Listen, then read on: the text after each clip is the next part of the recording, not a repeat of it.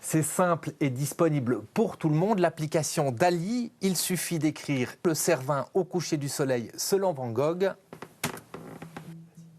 Et voilà ce que propose en quelques secondes cette intelligence artificielle. Et là, c'est le portrait d'un vieil homme éclairé par le clair de lune qu'a obtenu le photographe Mathieu Gafsou, qui travaille sur une série d'images uniquement avec l'IA de DALL-E. Quand la figure humaine intervient et qu'on ressent une émotion alors que c'est une IA qui utilise un algorithme qui produit ces visages, ça commence à devenir troublant. Il y a quand même pas mal de choses qui nous échappent. Et d'une certaine façon, on est créateur si on arrive à créer un propos, un contenu, du sens.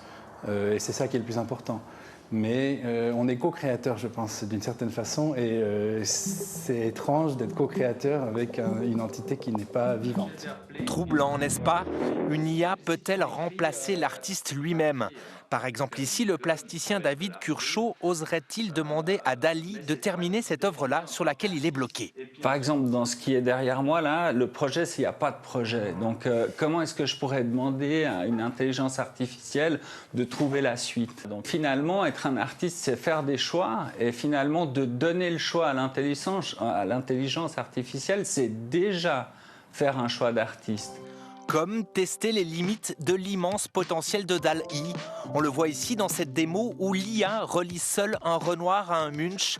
Dans son cours, cette historienne de l'art pose la question du rapport entre les humains et les machines intelligentes. Ça peut ouvrir à de nouveaux possibles, à de nouvelles représentations, qui peuvent être aussi des approches très critiques de ces technologies. Et les artistes sont aussi là pour ça, c'est-à-dire pour s'emparer de certaines technologies, de certaines techniques, et puis apporter leur propre regard, qui peut être un regard très critique sur ces technologies.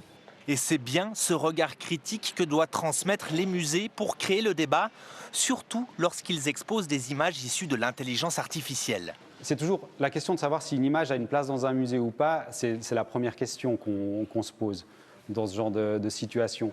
Et le fait de la mettre dans le musée, ça demande aussi au public de participer à cette réflexion. Ce public même, nous, vous, qui depuis une semaine, depuis que DALL-E est accessible à tout le monde, peut créer toutes les images qu'il imagine et nourrir une intelligence artificielle dont on ne sait pas encore toute l'étendue de son potentiel.